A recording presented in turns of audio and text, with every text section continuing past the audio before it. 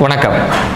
என்னுடைய இன்டர்வல் முறுக்கு சேனலுக்கு தொடர்ந்து நீங்க கொடுத்துட்டு வர்ற பெரும் ஆதரவுக்கு ரொம்ப நன்றி. ஒரு 2-3 மாசத்துக்கு முன்னாடி நம்ம இன்டர்வல் முறுக்கு சேனல்ல கிரேசி மோகன் பத்தி ஒரு சீரிஸ் பண்ணணும். அதுக்கு நீங்க கொடுத்த ரெஸ்பான்ஸ் உண்மையிலேயே என்ன ரொம்ப பிரமிக்க வச்சது. ஸோ அந்த கிரேசி மோகன் சீரிஸோட எண்டுல அடுத்து இதே மாதிரி நான் யாரை பத்தி பேசணும் அப்படின்ற ஒரு கேள்வியை என்னோட இன்ஸ்டாகிராம் பேஜ்ல நான் கேட்டிருந்தேன்.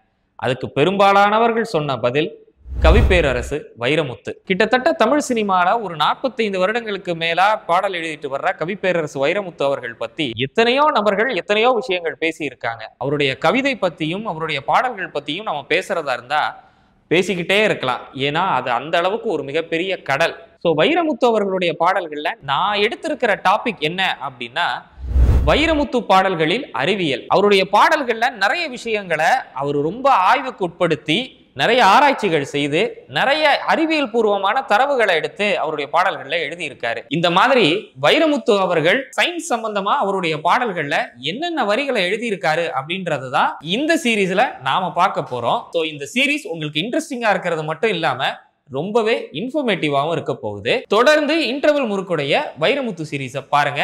Stay tuned.